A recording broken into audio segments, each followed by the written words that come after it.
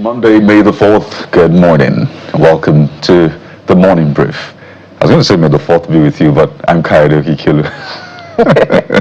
Of course, the morning after what seems to be the most dramatic weekend in the political scene. Welcome to your perfect morning starter, where we help you make sense of it all. I am Bukola Koka.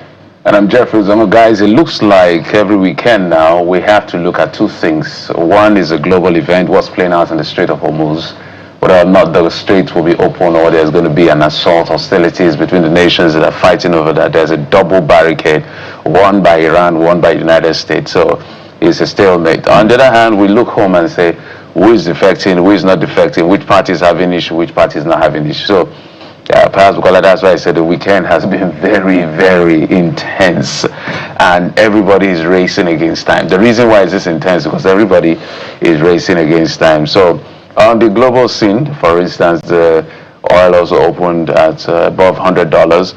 So whether this is going to taper for a bit, we do not know yet. So sometimes it comes down below $100. But the last time I checked, the Strait of Hormuz is still restricted. It looks like there are conversations around what may happen militarily or in terms of the negotiation that's going on with the United States and Iran. But just be prepared, because we've seen that the pump price of petrol has actually gone up, guys. I don't know that you noticed. I heard down, and I'm thinking, Jeffrey, where are you buying petrol from?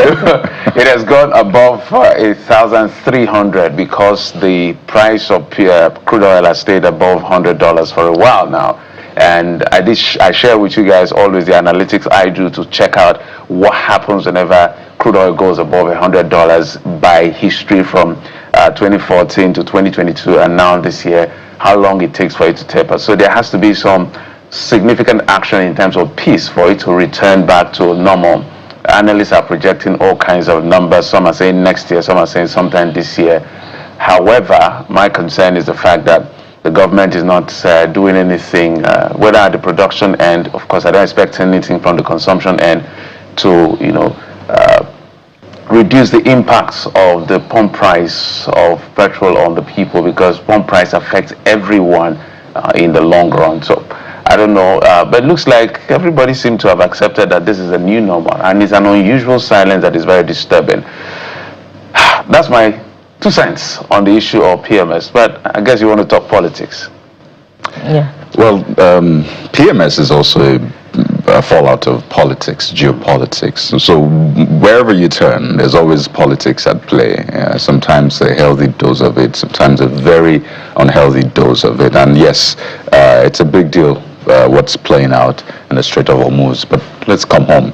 Is our politics straight or not? Is there some sort of Hormuz situation? It looks like, well, there may be some similar scenario playing out right now. The weekend saw movements that we had anticipated, right? So Mr. Peter Obi, Robbie Kwankwaso leaving the ADC. Who would have thought? I mean, that was a coalition that was building, but of course we've seen the coalition come under a lot of pressure, both from within and they claim from without as well. So they said, okay, we're going to leave this ADC for you together, and we move to NDC. That's the Nigeria Democratic Congress. So ladies and gentlemen, the latest members of the NDC, Mr. Peter Obi and Robbie Kwankwaso. So cut to the chase. What does that mean? Well, it means that instead of a 4-horse race, in quote, that we had the last time, we may just be having a 3-horse race because Mr. Peter Obi and Robbie Kwankwaso have merged together into one. We still have Atiku Abubakar and President Tinubu on the other side. And I must say, guys, politics delivered so much drama over the weekend. It now reminds me why they call them political actors. Because they give us a very, very, well-written script. But I want Nigerians not to get carried away. Yes, if you're supporters, absolutely, do your permutations. But Nigerians must stay focused on the real issues. But this is what we have now, Bukola. And if anyone had any doubts about the OK New movement, I guess this is confirmation that there is indeed an OK OK movement, because it's a dual defection, and it's a very big one, described by the actors receiving the reception, and I mean the former governor of Bayelsa State and senator representing Bayelsa West, Senator Seraki Dixon, describing them as the biggest brands of politics. Well, you may want to redefine it as opposition politicians in the Nigerian scene, talking about Peter Obi and Rabi Musa Kwankwaso. And so these are two big names. And in the last, what is significant is that in the last electioneering campaign, when there were suggestions that there could be a joint ticket of Obi and Kwankwaso at the time, many thought that Alhaji Kwankwaso would not defer to Mr. Peter Obi as a running mate.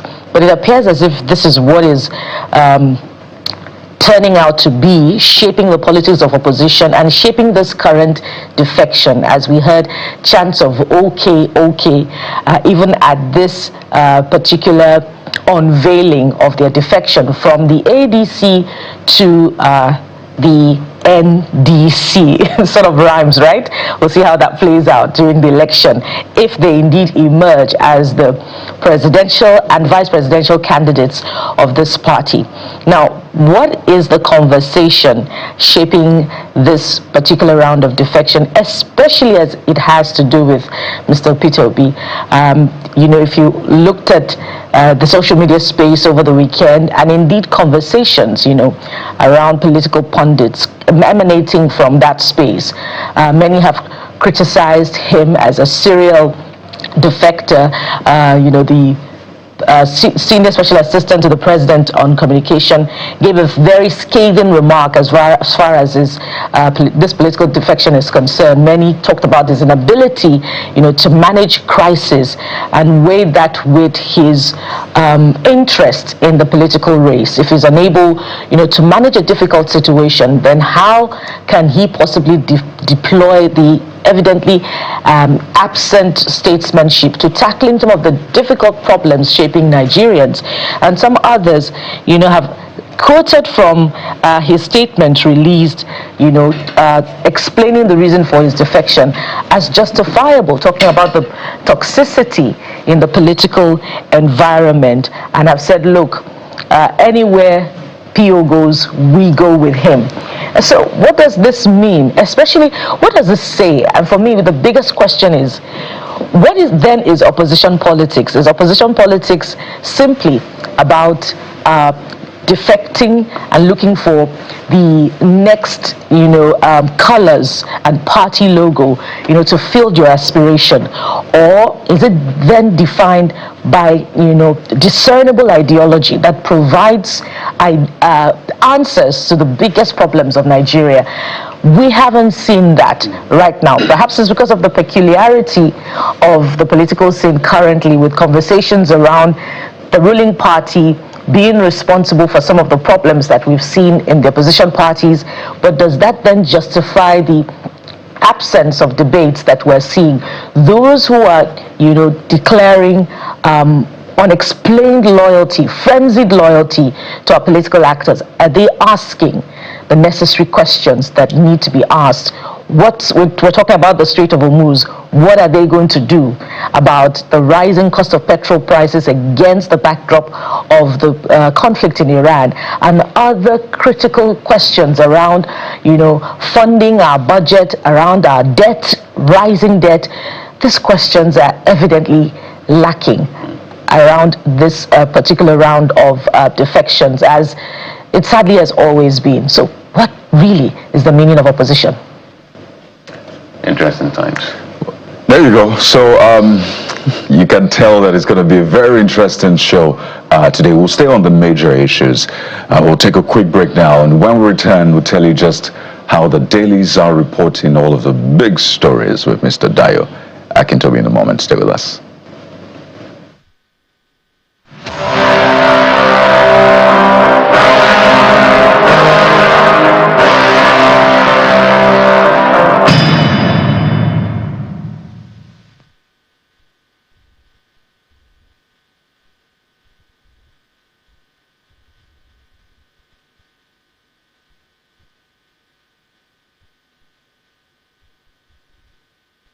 Welcome back. Let's bring in Mr. Day Akintobi on the program. Mr. Akintobi, good morning and welcome. Good morning and Thank God it's Monday. Thank God it's Monday. That's our refrain. So the headlines, of course, will be leading with all of the issues around opposition. You know, for me, I'm just looking at it. This is opposition playing into the hands of President Bola Tinubu. You know, one thing about data is that data is established history that tells us why we got here. We can now debate how data affects the future. That is purely subjective. So, I've said Atiku Abubakar's inability to look away from the presidency has again crumbled the opposition coalition. Well, what's his name? Peter Obi, his loyalists may not allow him to vice presidential candidate. And Robbie Kwankwaso is not stupid. He has his eyes ahead of him. So the man who said he's not going to be vice president some time ago because he maybe has more political stature in his view than Peter Obi, has now decided he's going to go for the OK movement. So there are a couple of things, but there are booby traps everywhere. That is besides the externalities, because they're also saying that this APC will not allow them rest wherever they run to. As a matter of fact, I looked at all the political parties. 21 or 22 of them. I looked at all the political parties and who is leading, who are the members of the NWC as captured by INEC. And I saw that this NDC and APM, by INEC's record, have the same national legal advisor. Oops. We'll talk about that later. The Guardian newspaper, opposition crumbles as Atiku takes Nigeria's crisis to global stage. The Guardian. What do you make of this? Well, Atiku's been reaching out to the US and he's supposed to have some sort of collaborative discussions with them to complain about the issues that are plaguing Nigeria, primarily insecurity, inflation, and other things that are causing restiveness. He's also, of course, going to use that opportunity to complain about the political process and the fact that the incumbent party seems to be trying to undermine multi-party democracy.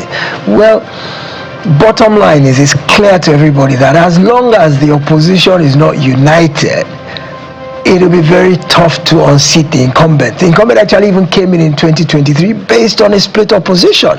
If you look at the data, as you say, Jeff, from 2023, had the opposition been united in 2023, they had more votes than the incumbents, and they could have found their way into the presidency. So the only thing that really matters now is the unification of the opposition, and that's what that Ibadan declaration was all about. That okay, all of us opposition elements will come together and we will field one presidential candidate. Well, that has scattered. That argument has scattered now with what happened over the weekend. But view it as you may, irrespective of what side of the political divide you sit on. Bottom line is that in Nigeria of today, Nigerian politics of today, political parties serve one singular purpose: giving a vehicle for the actualization of political ambition. So, if you are in one vehicle for the actualization of your ambition, and you see that there is no clear pathway within that vehicle to achieve that aspiration, then the law does not prohibit you, except of course Electoral Act that gives you a time window, which I think is about a week till today, which probably precipitated that leap from Obi and Kwankwaso yesterday. So in my view, any politician who already sees that where he's domiciled at cannot get him to where he needs to go has an obligation to find a different vehicle until our democracy evolves to a point where we align based on ideology. We're not there yet. The only ideology now is stomach infrastructure. We're not there yet. But when we get there, then people will adhere more to principles. The only principle today is which party can get me where I need to go. The end of the ADC arrangement with Peter Obi began when they refused to zone their presidential ticket to the south. Obi has been standing on the fact that the gentlemanly agreement of north-south rotation demands that the south should complete 8 years. President Tinubu has done 4.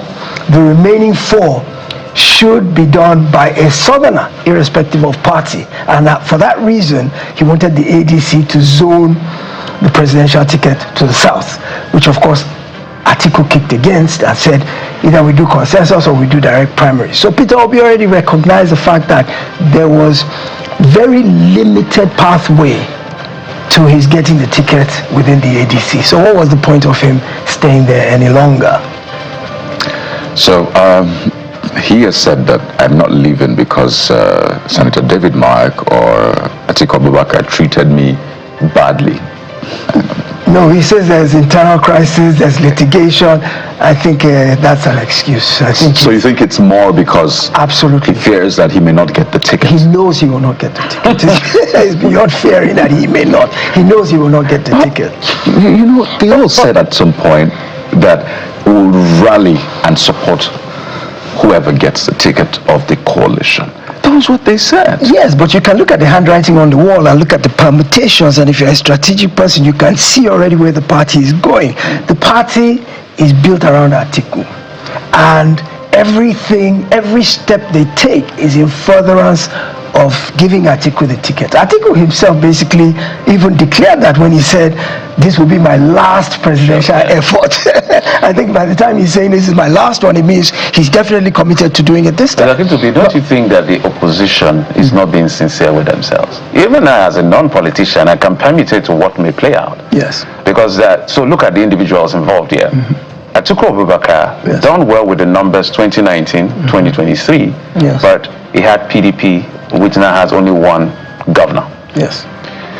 Kwankwaso, his stronghold is basically Kano, yes, which is significant, maybe 1 million votes. Yes. The only person, now this is not campaign, I'm just giving data. Yes. The only person that is where they are now, that has shown capacity for where they are, perhaps is Peter Obi. Yes. Because he got 6.1 outside without a structure, without a governor. Yes. ADC has no governor now. Yes. They are even fortunate to have a few lawmakers. Yes. As at that time, the Labour Party didn't have anything, but they pulled out 6.1. Shouldn't they have looked at data and be honest with themselves? That's why people are even saying now that within the ADC, they are playing against themselves. But hold on, if you take Peter Obi's 6.1 and add it to Kwankwaso's 1 point something, they're within a heartbeat or striking distance of the president's 8 million. So they're looking at it and saying, if we ramp up efforts and go from just being a social media noise making, energy dissipating movement, which was pretty much what the Obedient was in 2023, and we concretize our followers in the movement to getting out the vote. They have 8 months to work. So they're looking at the potential, because what Obi was able to achieve in 2023, like you said, with no structure, with nothing. Imagine if a lot more work went into mobilizing that force. And then Kwankwaso himself, in spite of the 1 million votes in Kano, being a northerner himself, who is now on a national ticket, will also attract quite some amount of northern votes as well. So by the time you join those two together, I think they have a realistic possibility that's not just a fantasy or not being realistic with themselves. I think they've looked at the numbers. Precisely, the data supports the notion that they have a fighting chance, as long as the elements are lying in place. There's no rancor within the NDC, because look, if the ruling parties behind all this, somebody's going to throw a spanner in the works of the NDC very soon too. So we're hoping that doesn't happen, and that the NDC can actually put up a proper contest. As Nigerians, all we want is competition, so that, because competition throws up the best. If you have the opportunity to interrogate the promises or the agenda of various candidates, the more you have to choose from, the better the chances are that you will actually choose somebody who will do well by you. But if you are limited in your choice, between the devil and the deep blue sea, then you are stuck. So as far as we're concerned, we want more choices. The more the merrier, the merrier. But a fragmented opposition doesn't serve us well, because then they are fractionated all over the place and can't muscle enough to be able to give the incumbent a run for his money. But if Mr. Peterby always knew he wasn't going to get the ticket from the ADC, why wait until now before defecting? Now, I'm trying to look at the timeline of his exit from the Labour Party to the ADC, which was in December 2025, towards the end, and that of Alhaji Atiku Abubakar. They spent so much time in the ADC, perhaps trying to navigate the murky waters. And don't they have a better fight, even more secure fighting chance, if it was an Obi Atiku ticket, because of the number of votes that Atiku got in 2023 added to the number of votes that Mr. Peterby got against an OK joint ticket? Well, absolutely. I mean, that would be the ideal, but it's absolutely impossible to come to pass, primarily because Obi came out of nowhere and made such a great showing that he would never accept to be second fiddle to anybody, because even the Atiku you're talking about, they had almost equal votes. So why would he take second seat to an Atiku who's an established politician, has structures all over the place?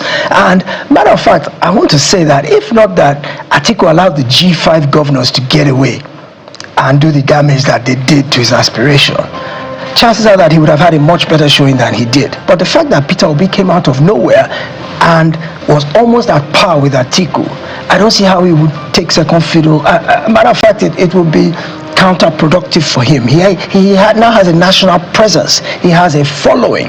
Matter of fact, Obi is the biggest name in the news today. Anything he does generates, especially from the incumbent party. I think APC is scared of him for some reason, because anything he does is news. He stays in one place, they complain. He moves somewhere, they complain. He wakes up in the morning and makes a press conference, he complains. He doesn't talk, they complain. Anything Obi does is news. So clearly, he's a force to be reckoned with. So I don't see how, as ideal a situation as it would have been for him and Atiku to come together. Remember that happened, I think, in 2019, where he was the vice presidential candidate for Atiku, and they did that together. But ever since then, Peter Obi has come into his own. He has matured politically. He has a national presence. He's a recognizable force. He's wanted and he's admired by a good portion of the youth and the southeast of Nigeria. So he knows himself that if the elements align, if he works hard, if he gets the right kind of backing, he can make a strong showing. So I can't make a case for him playing second fiddle to anybody.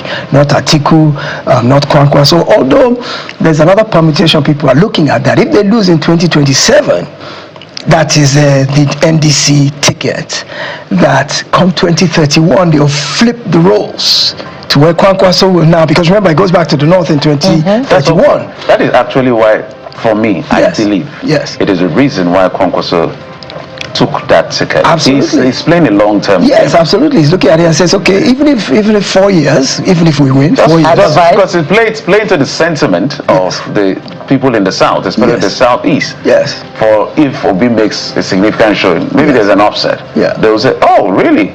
These guys supported our brother, Yes. or whoever admires Obi supports our brother. Yes. And then they may also give him a chance. So everybody is now playing the 2031 game, Yes. literally. Yes. It's not just about 2027 anymore. Absolutely. Well, Jeffrey is our new political strategist. But I haven't You been have paid. to consult for the I haven't NDC, been paid. Jeffrey, I'm at this rate. I'm not consulting for them. I just want them to survive. That's it. Well, while all of that is happening, there are other challenges, and which is evidently and unfortunately absent from the political scene. Let's go to the front page of New Telegraph this morning. Mr. Kitobi, the NITCOM, the Nigerian Diaspora Commission, had spoken to this over the weekend, but the reality is now staring us in the face about the fate of our Nigerian brethren in South Africa. The top corner, left corner of the New Telegraph this morning captures that story. Xenophobic tension, 130 Nigerians applied to leave South Africa Africa as FG envoy holds crucial meeting. No Nigerian killed in Rainbow Nation. That's ascribed to the federal government. Well, perhaps this is an update because there had been concerns about 2 Nigerians who had been killed in the last couple of months in South Africa, and there were some disturbing videos coming through over the weekend of South Africans really embarking on what seemed to be menacing protests demanding the exit of foreigners. How satisfactory is the move of the federal government to get Nigerians to safety? I'm actually surprised that it's only 130 that have applied to leave. That number is quite low compared to the total number of Nigerians who live in South Africa. I mean, if I'm not wanted somewhere, I don't want to stay there, especially if it is at a risk to my life, my well-being, and my property. And this thing has so gotten out of hand now in South Africa that our people's lives are actually being directly threatened. Yes, NIDCOM has stepped in, and it's even got to the point where the ambassador to South Africa has been summoned in Abuja, I think to appear today to come and explain why Nigerians' lives are under threat in South Africa. Now, it's really disheartening at the end of the day, because you feel like, especially as brethren, as people who have actually put ourselves on the line for South Africa in the days of apartheid, our country really went to bat for South Africans. It's kind of disheartening that this is the way we would be paid back. But I think in the United Nations Charter generally, and even just historically, as human beings, we are nomadic people. We tend to move from, we rarely stay rooted in one place. And if you look at migration patterns all over the globe, there are no really indigenous people anywhere anymore. Everybody came from somewhere. So for South Africa to believe that every single foreign influence can be eliminated and they want to have their country to themselves, they're not being realistic, because if they actually take a look at it, there are many South Africans in other countries across the world also. And there's no country you will find anywhere in the world, not even the most remote countries, that don't have foreign presence. So I think it's just a natural characteristic of human nature that we migrate, we move, we intermix, we relocate. And so the South Africans' primary complaint is that foreigners come there and overwhelm their social life, their economy. But I think that's just thrift, that's entrepreneurial bent, and as opposed to complaining about it, you should see the advantage of it, because foreign intervention or the presence of foreigners actually boosts a lot of economies. The economy of the United States, even the United Kingdom. If you go to the United Kingdom today, the National Health Service is populated primarily by foreigners. Lots of Nigerians within us, as both doctors, nurses, medical professionals. So foreigners go to other countries. They know where they're coming from. They know, for you to uproot yourself from your base and go to an inhospitable wilderness where you're just a nameless, faceless non-entity, you're not known, your family name doesn't mean anything, you're just a social security number, you're trying to find your way, you don't know the local language, don't know the culture. It takes a lot to do. So you go there and you apply yourself extraordinarily beyond what the locals do. And so you're actually a positive impact on a positive addition to both the economy, the culture, all of that. And so I think the fear that South Africans are exhibiting about the foreigners in their midst that seem to be outperforming them in all sectors, I think that fear is a bit misplaced. And so perhaps what NIDCOM and other government agencies need to begin to do is to try and sensitize or give an orientation of the fact that we're not here to diminish you, we're here to increase you, in actual fact. Well, I must mention that story. Q1266 banks rake in 500.5 billion naira from fees and commissions. I'll just let that stay there.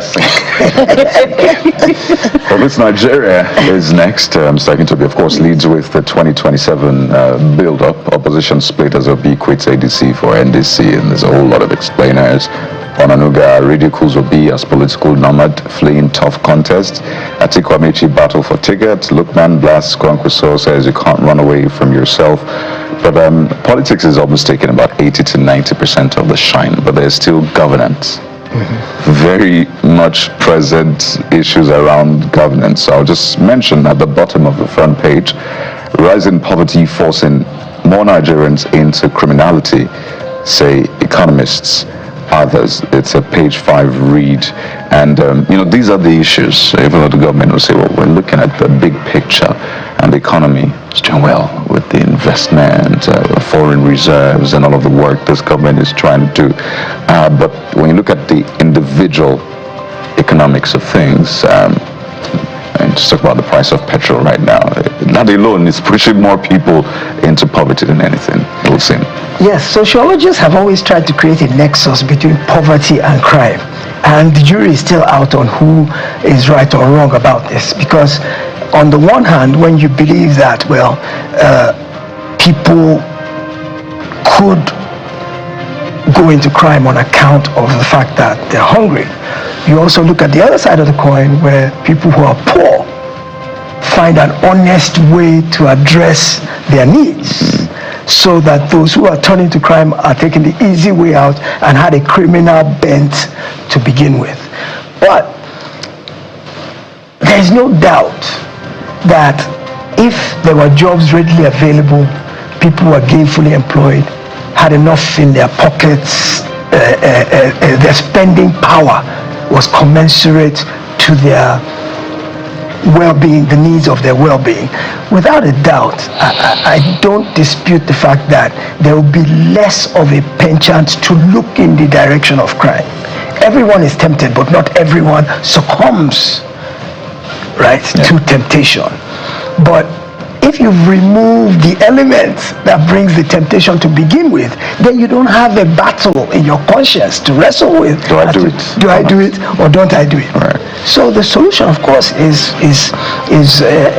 economic resurgence in such a way. And I see that Labour, NLC, is saying in July they're going to demand minimum wage of about 200 and something, 250,000 or thereabouts. That they're now pushing towards the fact that this 70,000, which some states are not yet able to pay, by the way, that this 70,000 doesn't meet anybody's need anymore.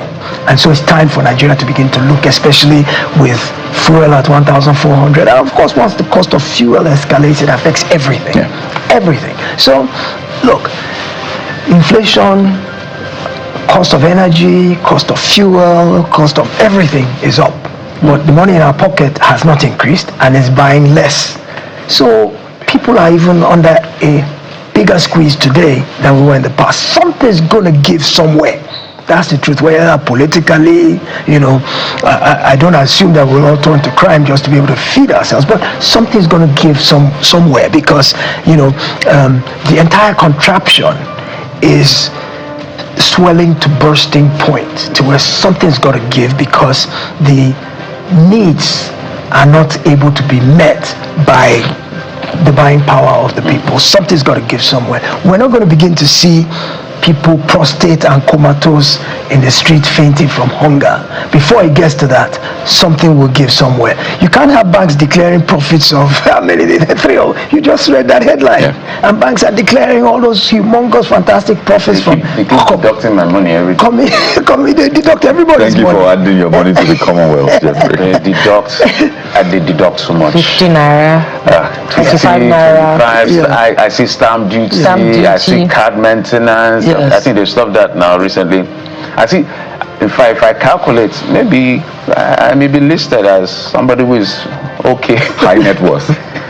Get a piggy bank, Jeffrey. Keep your money under your pillow. I don't know. Anyway, let's before we go to the next paper, I need to put this on Ms. Akintobi so that I don't know whose mistake is. Is this a mistake? Is it INEC's problem, because INEC should have seen this, or is it individual's problem, or it is a party's problem where we've been talking about NDC, forgotten that I think Bala Mohammed has also defected. Yes, he went to ADM. To the APM. So you can see this is what NDC. So you can see National Legal Advisor by court order, Ruben Egwaba. I think that's the name. I can make here. That's NDC. Yes. So let's go to APM. Let's go to APM. That's APM. You see the man? Barrister Ruben Egwaba. Are they twin? I don't know, but or maybe there are two persons bearing the same name. So maybe or is it the same would, national legal advisor for two parties, which is against political party conduct. It's a conflict of interest openly. So I'm not sure what that is, but people have raised it, and I went and I searched and I saw it. That's okay, interesting. But let's go to the Vanguard newspaper. Well, you know, it's important. NDC had said that their legal advisor resigned from APM last year.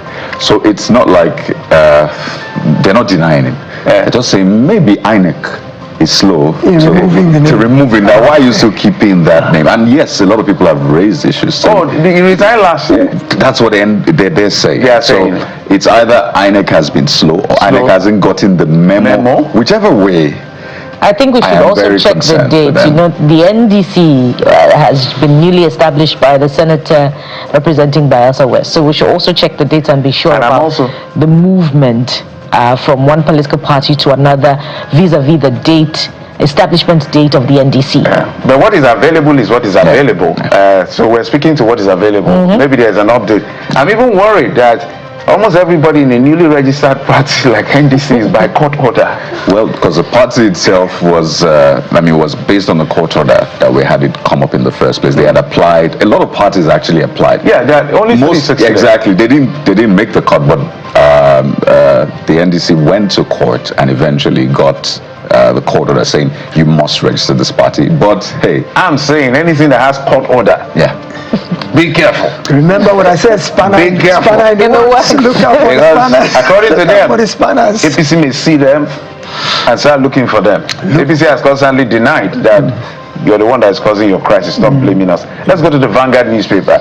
Vanguard is, I want to go to the bottom, beneath the big stories we've been reading. Power sector crisis, ban regime collapses. Discos miss delivery targets, page 11. And Mr. Akintobi, just to add to this, I know that I think 2 former ministers of power who couldn't give us power, with greatest respect to the effort they made, are running for governor of the state. I'm not discrediting their capacity, but I'm wondering what they're going to pitch. I think Maman Saleh, I can't remember if I stand to be corrected, please. But I know at least Adelabu, who was also in this power sector, is also trying to be governor for your state. What do you make of this, right? Well, maybe there's something to be said for putting a central banker and even a lawyer in charge of power. I mean, I've always had a problem with, having ministers, nominated by the president and no portfolio. They're nominated just based on whether political affiliation or whatever. Then after they've been screened and sworn in, they will now start assigning portfolios to them, and most times you end up with square pegs in round holes. Maybe they do crash courses on on electricity, on aviation. Like Festus Keyamo, he's doing badly. Well, no, he's not doing badly. But look at things like even the immediate past Minister of Power, somebody as competent as former Governor Fashola. They took power away from him after so many because he wasn't able to handle it. So sometimes maybe your skill set. I remember, was it Bath and Naji? When he under former President Jonathan. Yes, absolutely. That was somebody who is an electrical engineer and was put under power where his competencies came into play, and we could see what he did in those days. So this whole idea of band A, band B, band C, making different Nigerians pay different amounts for energy, I thought was dubious to begin with and highly unfair. I don't see why you should be paying a different tariff from what I'm paying, and then we discriminatorily give different quantums of power to different consumers according to ability to pay. So anyway, I'm glad they said this band business has collapsed, and the author or architect of it has moved on, and I wish the people of Oyo State good luck with his aspiration. And I won't say necessarily because he didn't do very well in the power ministry, because to some degree he can only perform based on what he's given. He can only the actual interventions he can unilaterally do on his own are limited. First of all, his principal is the one who gives him instructions. Then secondly, if the Gencos are underfunded, if the Gencos are owed billions, the transmission company is underfunded, the infrastructure of the distribution companies is dilapidated and old. Just how much can you do then? How much can he substantively really do on his own individually? So I'm not going to condemn the fact that he may not succeed in Oyo State if he becomes the governor, because from what I hear, he was quite competent in the CBN, and there's even rumor that the president didn't want him to resign and that he was even considered for either Ministry of Finance or CBN governor. So obviously, as a financial engineer, he knows his onions. So who are we to say? Financial engineer. Who are we to say that as governor or as potential governor of Oyo State he won't do well? But on the electricity front, it leaves more to be desired. That's the truth. I mean, we've been suffering from this thing, and it has affected every aspect of life, because without power you can't industrialize, without industrialization you can't employ. So power sits at the basis at the foundation of all our problems, and until we resolve it, so perhaps there's a new man in there now, and there seems to be a new momentum that's gearing up towards trying to resolve this issue. Unfortunately, Egbe Power Plant had a mishap last week, to where a diver who went to do some maintenance had a tragic accident, and that shut down the plant. So I think 60 to 70% of the supply to Lagos got disrupted for the last 4 or 5 days, which of course brought out the ire of Nigerians in terms of, this power problem. But I think we can look forward to better days in the power sector. At least let's give the new man a chance and see if he can do anything. But the new man is also another tax man, I believe, astute in the finance economy. person. But he started in Joseph engineering primarily, but then he went into finance. And we came out with first class.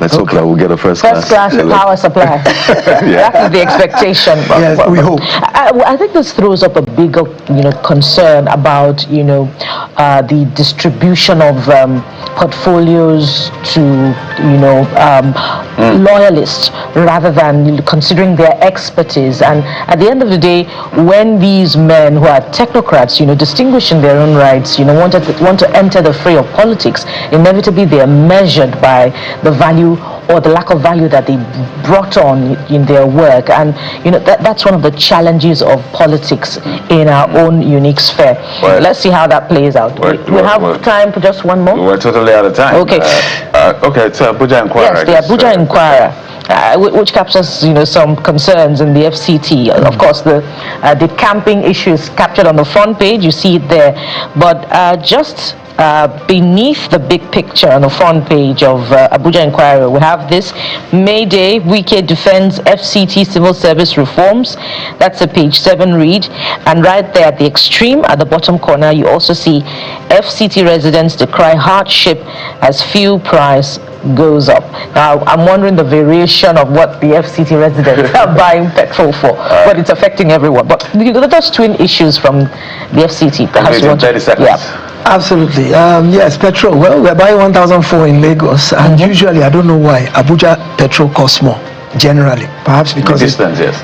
Absolutely. So, the FCT people have more money than most of the rest of us, because it just got increased. Absolutely. The federal government, president approved the salary increase for civil service. Yes, indeed. So they should be able to bear it and chest it better than the government to do something. That's the truth. Without a doubt. People are suffering and people are struggling. I think it's not a joke. Government cannot keep just normalizing. Their governments are doing something around the world. If you don't want to subsidize consumption, which I may not support, they should subsidize some level of production so we can get the knock-on effects for people. You can't just watch your people suffer and normalize suffering. That's the truth. No matter how they argue about it. But Mr. Kintobe, thank you so much as always for coming through. You're talking about power. Even if you make President Bola Tinubu Minister of Power, you will fail. I'm telling you right now, because what has to be done has not been done. Absolutely. It's something not about the individual. Yes. Dara Kintobe, as a public affairs analyst, a journalist, thank you, sir, for My coming pleasure on the program. always. Good morning, Nigeria. Thank God it's Monday. We'll take a break, and we have big issues to deal with: politics, human rights issues, and more politics. Stay with us. We'll be right back.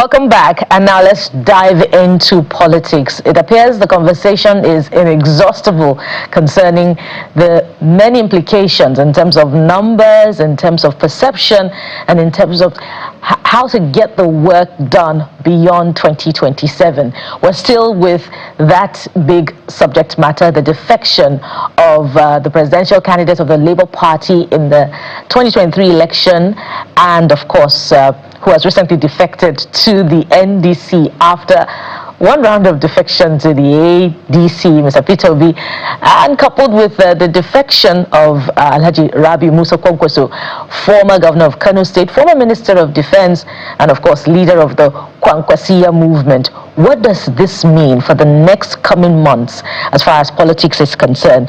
Let's get an insider's perspective.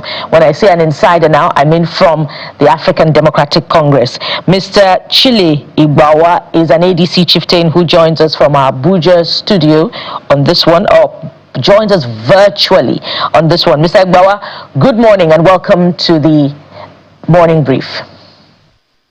Thank you very much, and good morning, viewers. So some would say this is a loss for the ADC, but how are party bigwigs reacting to this one?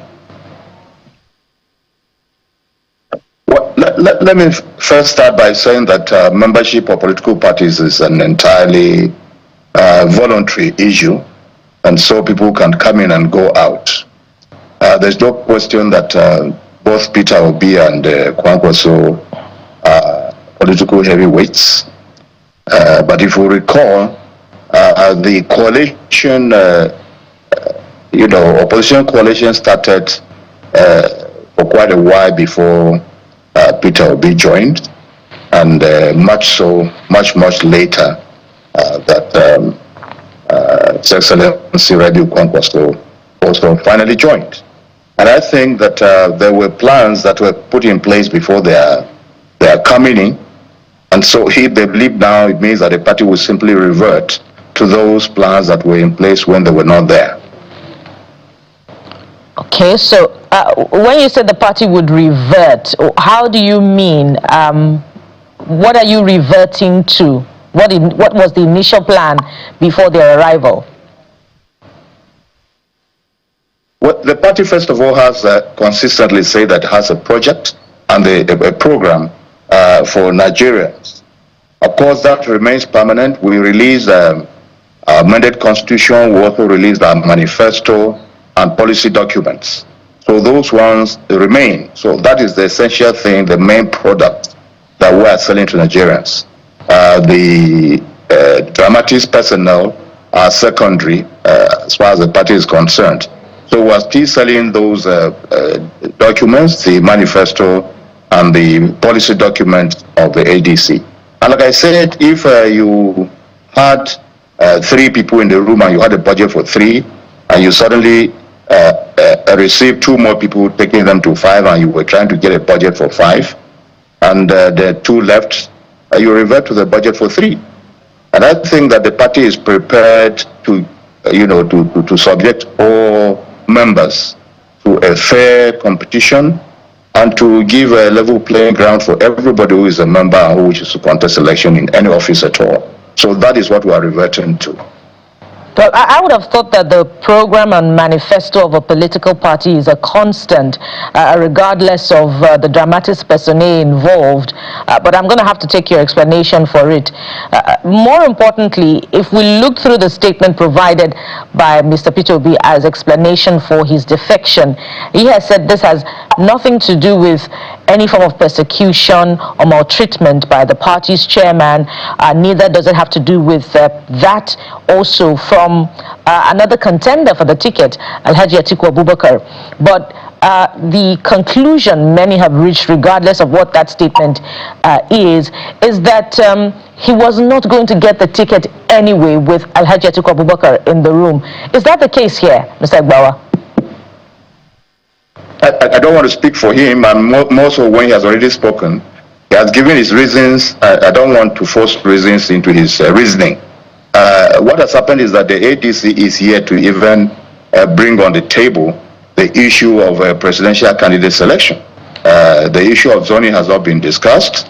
the issue of who, will be the candidate has not been discussed. The only thing is that the principles around who will emerge is that there will be level playing ground for everybody. Now, if persons who had ambitions are able to sit on their own and evaluate and think that, look, we have a big person in the room we cannot defeat, that is entirely left for them. But as for us, we thought we had strong people and that any of them could emerge. I had no doubt in my mind that among the top 4 candidates, aspirants that had indicated interest in contesting the presidency, that any of them could emerge in a free and fair contest. But if someone has in his own calculation seen that even in a free and fair contest they may not be able to emerge, then I think it will be a fair assessment, and I don't think I should interfere in that decision-making process. All right, Justin, Mr. Bawa, I want to speak strictly politics, and I want you to be honest with us, because when it comes to politicians, it's about negotiation. Some people have said this was actually an SPV for Atiku Abubakar to realize ambition, but the sentiment of keeping the presidency in the South is also playing out. There's an argument of also whether or not the North will vote for a Peter Obi if he gets the ticket of the party. So it's a very delicate situation. The dynamics of Kwankwaso may be slightly different. I don't know what the arrangements were in terms of sharing and power structure. But what, in your view, because this is beyond an assessment, there were conversations that were held, there were reasons that were brought to the room or accepted into the room for the fact is that 2 of them are the only people in that group that have those, what you call the movement, Kwankwasia movement and the obedient movement. 7.1 million votes is not a joke, and you cannot just discard that away. So what exactly failed that they could not be held back, to see how they can work things out? Well, you see, the reality is that both the persons have issued statements. And I've said that it would be unfair for me, not being their spokesperson, to fault them on what they have said. Peter Obi has said that he has not been maltreated by either the national chairman or by the other contestant, by reference to be implied, Atiku Abubakar. So I don't think, and I've said that at least I'm sufficiently an insider enough to know if discussions were held towards deciding who was going to emerge. And I've said that the certainty about who will emerge is that it will be through a transparent and open process. So they have not, say there's anything that caused them. And we have sufficiently, over the time, denied this issue that the ADC is a special purpose vehicle for Atiku Abubakar. That certainly is untrue, because nobody who has come into the ADC has been given, preference over him.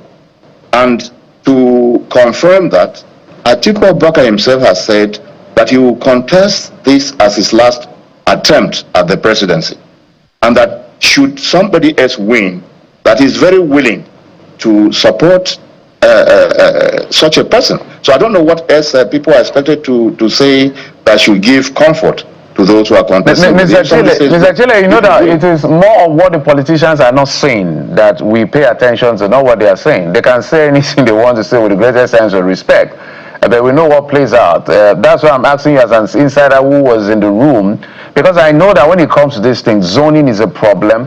Whether they'll go for primaries or a consensus is a problem.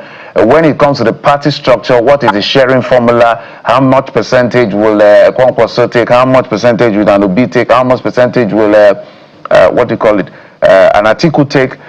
These are the main stronger conversations. All the issues around Obi saying Atiku didn't maltreat him, neither did David Mark. And then issues around toxicity, he's saying things without saying anything. Then the issue of multiple litigation, these are just, I'm sorry, but sometimes just like, let's have an explanation beyond what we want to say. That's why I'm asking, because the coalition was pulling up a good effect on the ruling party, to be fair to the coalition, even though they had sufficient litigation issues to deal with that went all the way to the Supreme Court. And history has shown us that a divided house cannot cause any political upset. That's why I ask again, now that we are here, your party is here, what is the hope of your party to be able to pull off anything significant in the coming election? Well, thank you for those things that politicians are not saying. I will not be able to say it for them, but I've said that I'm speaking very honestly as a person who has been here from the beginning. I did not join this process midway. I was at the beginning, and I know whatever has been happening. And I speak with all honesty that I do not also see, because when we started hearing rumors about the two of them, leaving the party, we were surprised. But they have come to explain themselves, and I think we should believe them. That, the things they have said are the things they mean, or that the things they have not said are the things they may mean. But the fact remains is that from the perspective of the political party, there is nothing that should cause concern to anybody who is a member who is aspiring to the office of president, as far as I can know. Right. Now, we are aware that all the problems of the ADC are externally engineered, but we are overcoming them one by one. And I think for a person, for me as a lawyer, I am very certain that we don't have any problem at all with the litigations that are pending. Some people are saying, well, since the Supreme Court did not conclude the entire matter and send it back to the Federal High Court, that it's a red flag. It is not. It is the normal process. All right. The Federal High Court, which is the court of first instance, did not make any judgment on this issue.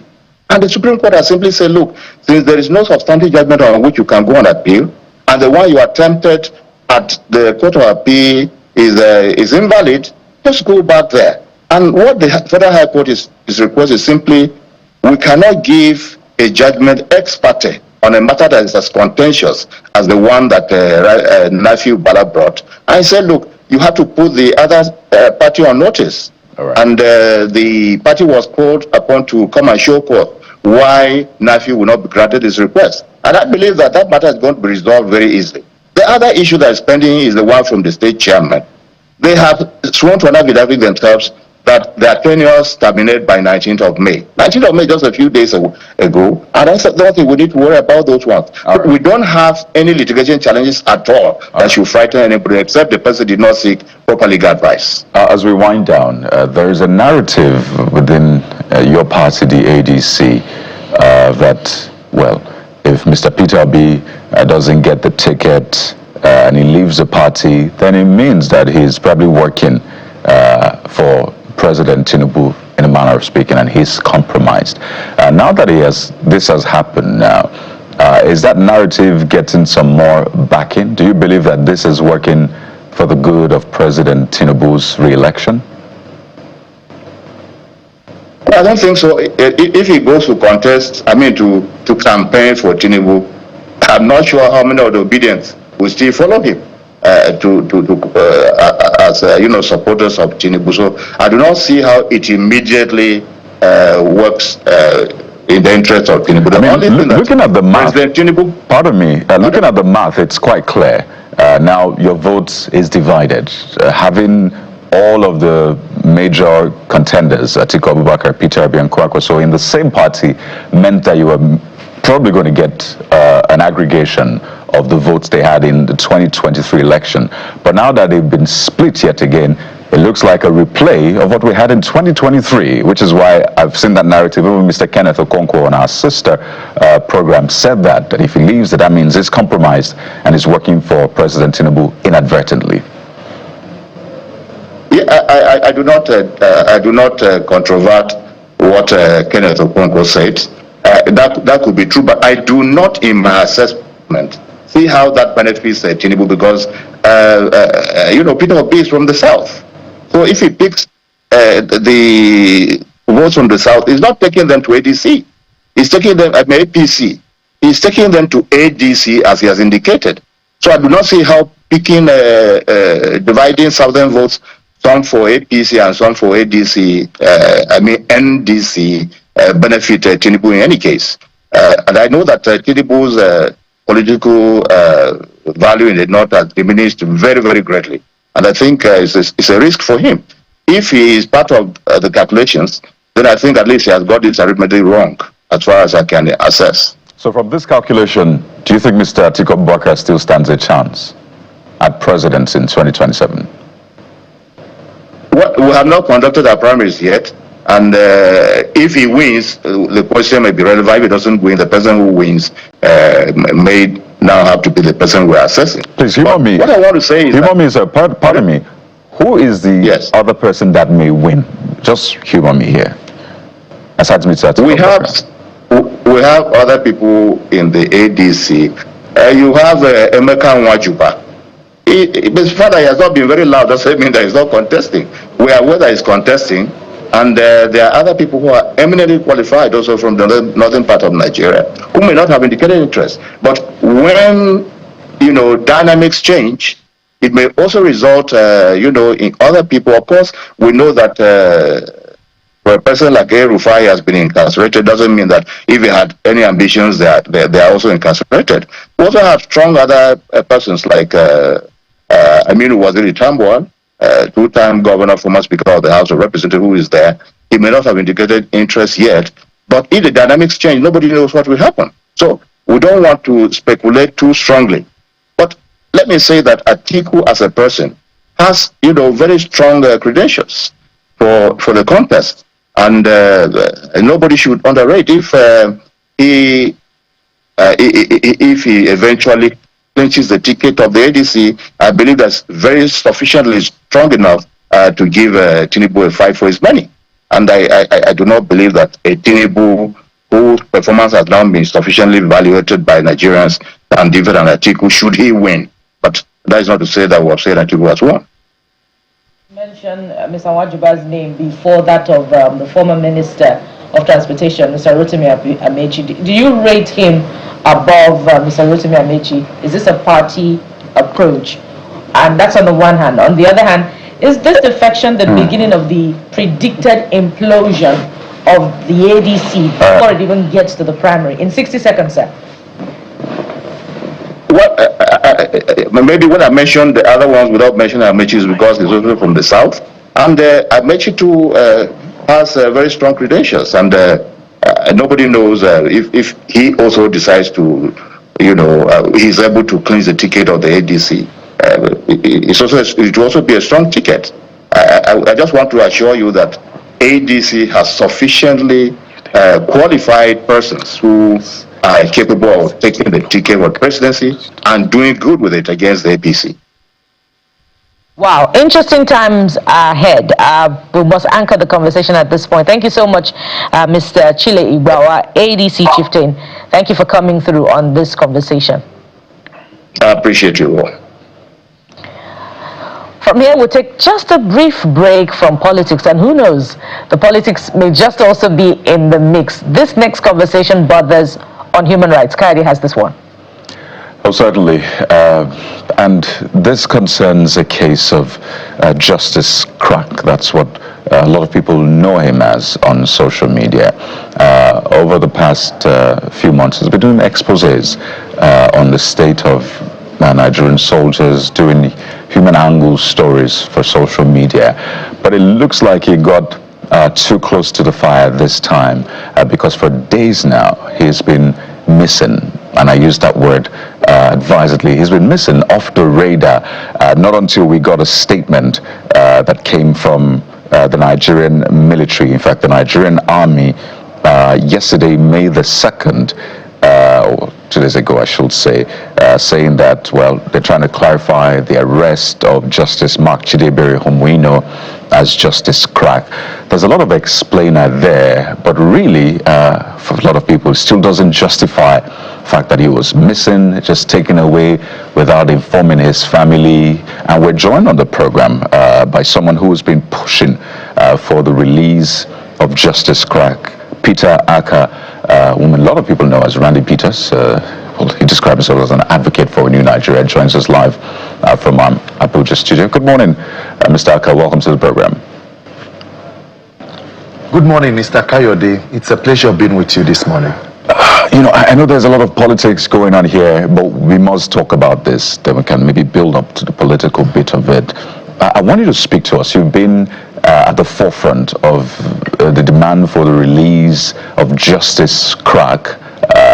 You have put out letters literally everywhere at this point. So tell us what you know, because looking at that statement from the Acting Director, Army Public Relations, Colonel Apollonia Anele, the statement says justice was picked by the Nigerian Army alongside the soldiers for investigation. They say he'd been chatting with some soldiers. While the soldiers remain in custody, justice has been handed over to relevant civil authorities for further investigation and possible prosecution. What's your response to that? Mr. Kayode, I think the current state of this country is frightening.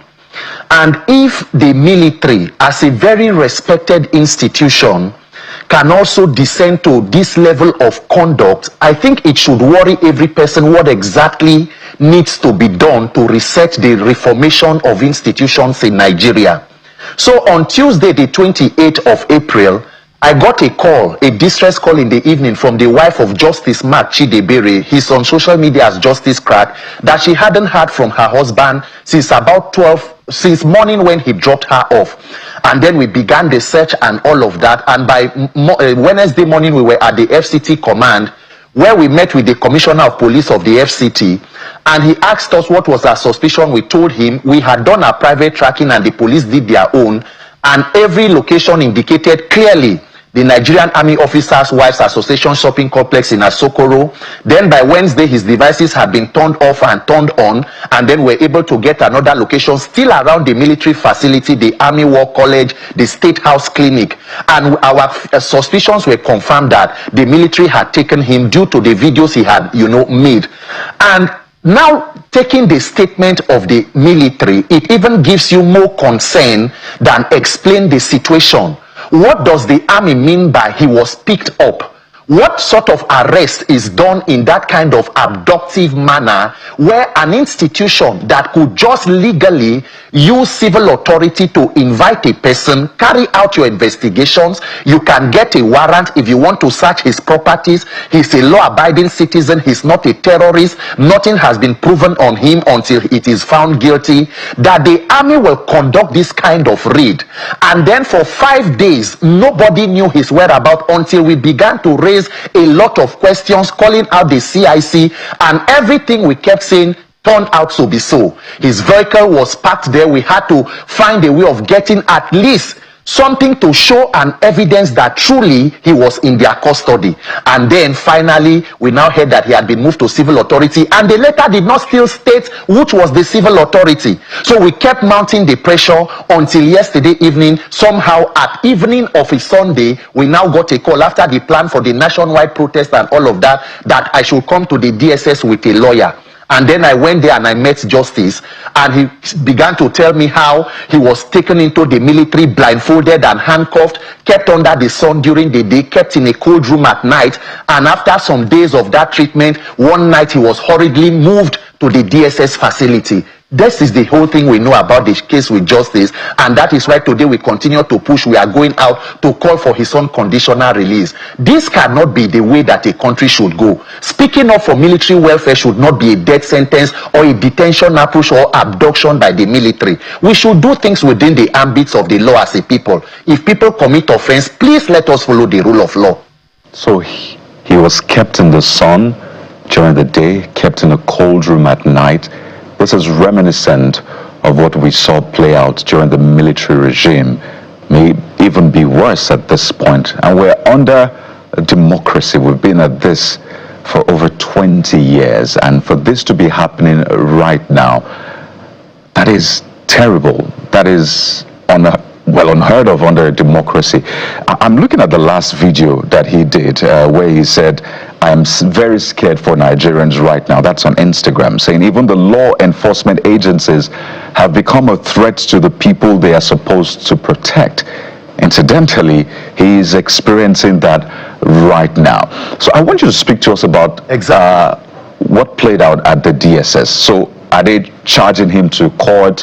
What are they charging him for? Because as you said, all he's been fighting for is for the welfare of the military. Ironically, that same military picked him up and tortured him in such manner.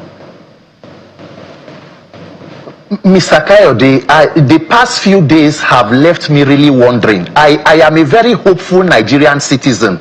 In everything that I do, I try to build confidence in Nigerians to know that this country will work. But constantly, Nigeria gives you reason to believe that persons who give up on this country may just be making the right decision, but we cannot all be silenced. It was so concerning to me to hear from Justice that at night, even when the cuffs are taken from his hands, his legs are cuffed, he still has the injuries on his ankles and on his wrist. He has developed a cold and is not able to speak clearly because of the treatment in the military. And then the question is, for what offense? In a country where Nigerian government is spending taxpayer money to rehabilitate terrorists, a person is being questioned and detained for speaking up for military welfare. And as we are talking, there are reports that an officer has been dismissed for that complaint. Are military laws made for the officers, or are the officers made for the laws? Why is it always a reaction? There could be a simple response. If you know as a military that you are doing better, put out the information and debunk it. Say, no, this is wrong, this is what we are doing, and it takes away or answers that question. So when we got to the DSS, they have not told us whatever are the allegations. We met with the director of investigation. They said they have done their investigation, took his statements which were clear on what he does. He said he's a national social crusader. He speaks up on issues that affect Nigerians, including the military, who he believes are Nigerians and have a right for better treatment, because a well taken care of military is a well protected nation, and nobody should turn a blind eye when our servicemen are seen not to be taken care of. They told us that they will call the lawyers and we will get a call by today. They have not indicated clearly that they are charging him to court.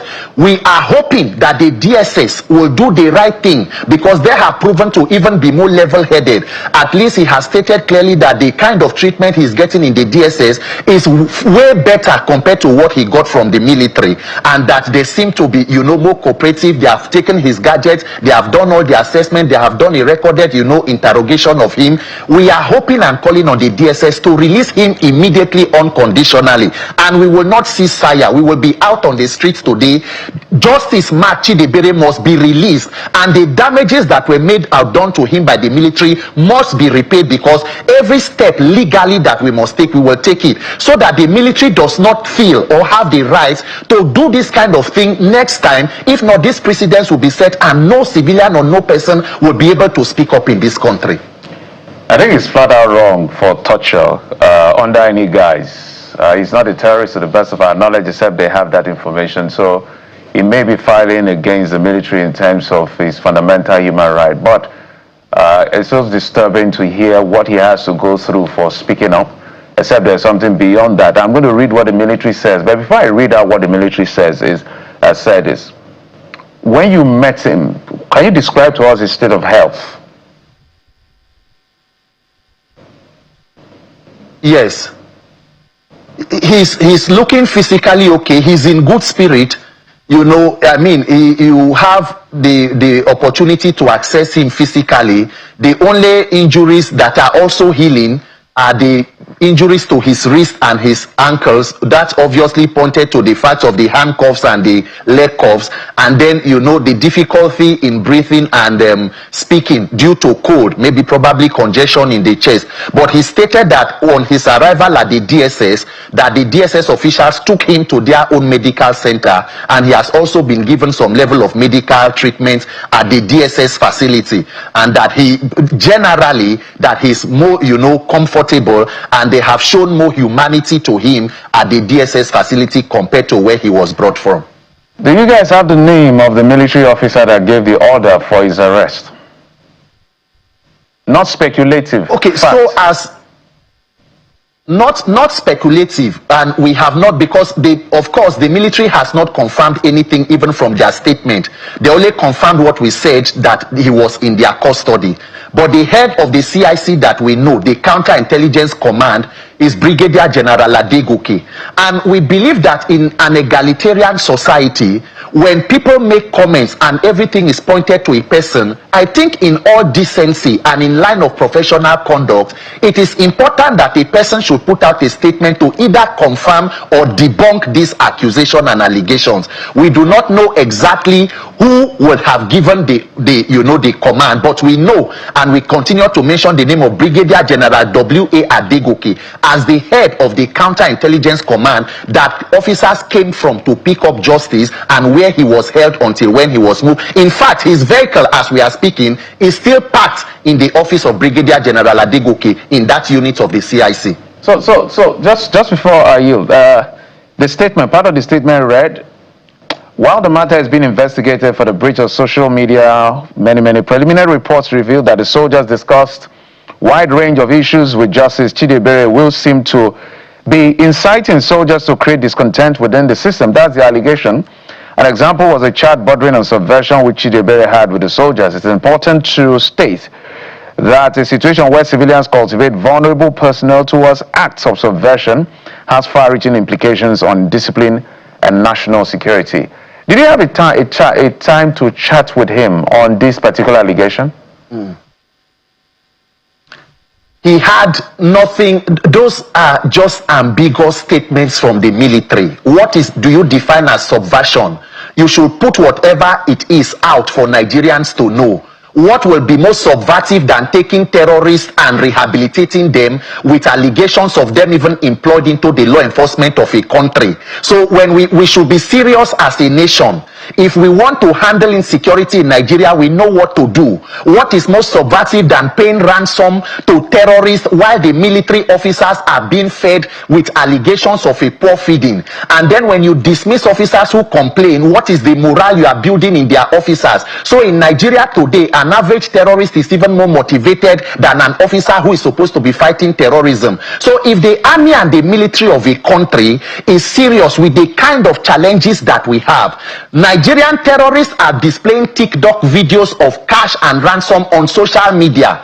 As we are speaking to you, kidnappers kidnap people, flog them and post on social media.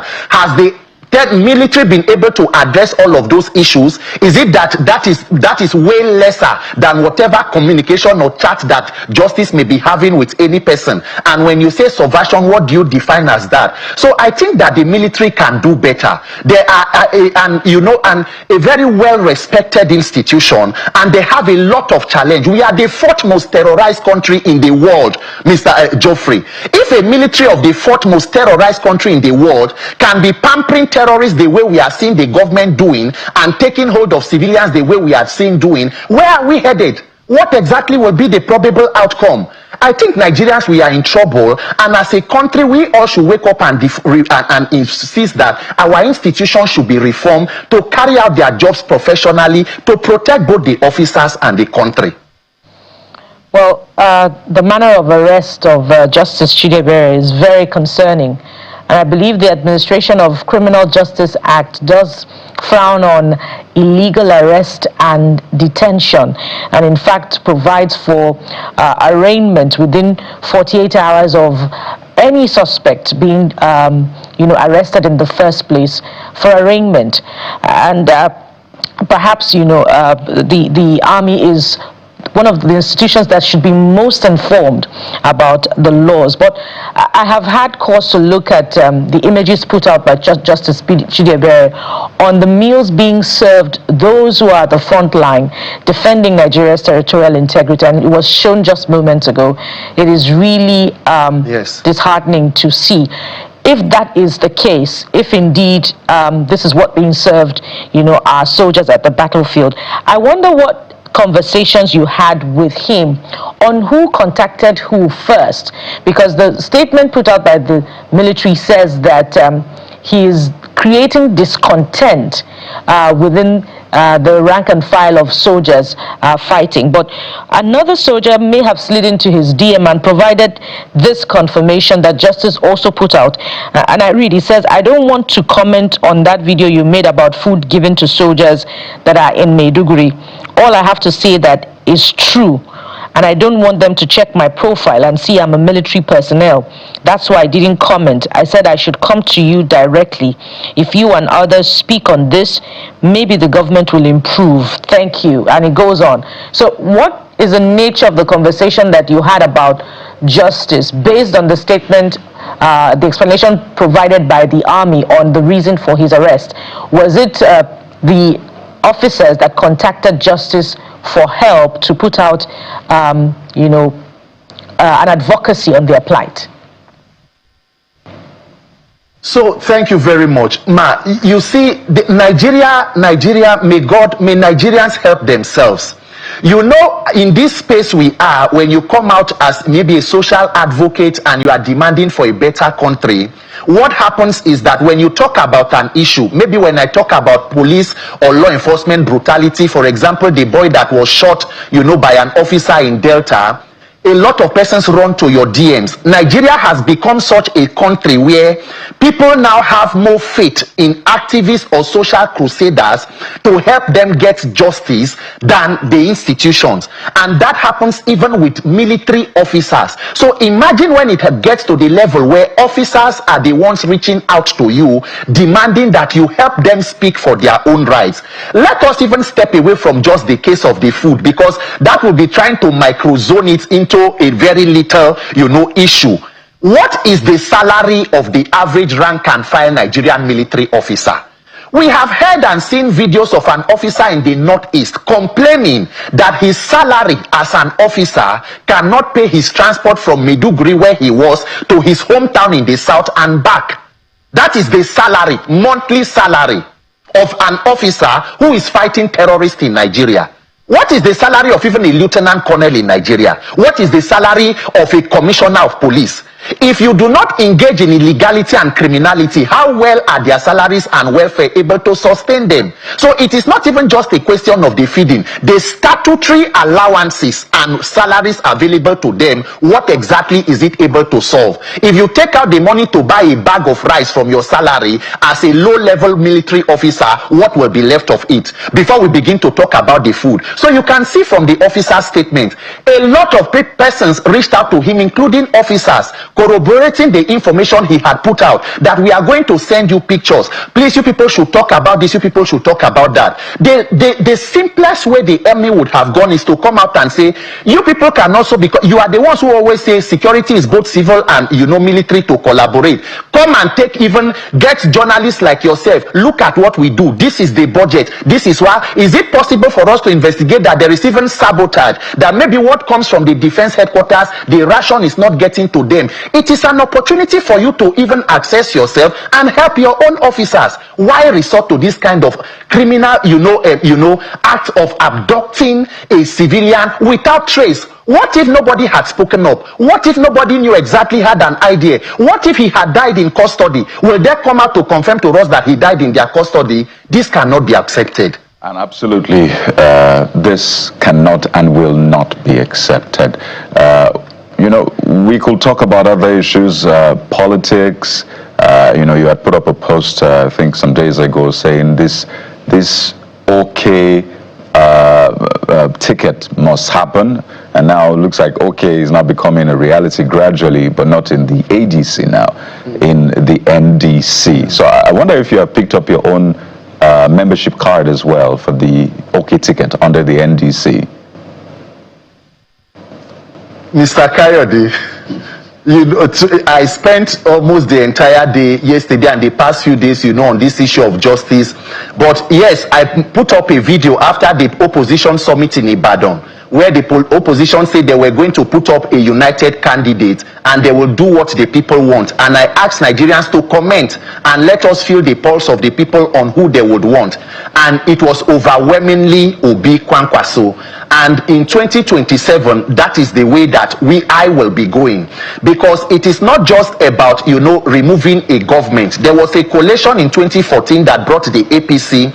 And if a coalition could bring governments that could successively destroy a country and the institutions like this, we must be careful to know that it is not just in taking out a government, it is replacing it with better government. So whatever that the opposition leaders are going to do, they have moved to the NDC. It should all be to to present to Nigerians a viable and credible alternative, to know that Nigerians are yearning for better leadership, for security, for protection, for jobs, for to fit themselves and for power. So that is where we are looking at, and to ensure that we get that kind of leadership in 2027. Okay, that's okay. Pun intended there. But we have to thank you so much, Mr. Peter Aka, advocate for a new Nigeria, a supporter of the OK movement. I know that you said there's going to be a protest today, so we'll keep watch and see how things play out. But no Nigerian shall ever go through what Justice Crack has gone through and he is going through. Thank you for your time. Thank you so very much for having me. And we must say that the military must come out to speak on this. So this is an invitation, right of reply for the military, the army specifically, that put out the statement to come speak to Nigerians. Accountability is key. Let us know what exactly played out, because from what we're hearing, it doesn't look good at all. We'll take a moment now. When we return, we have more politics for you. Stay with us.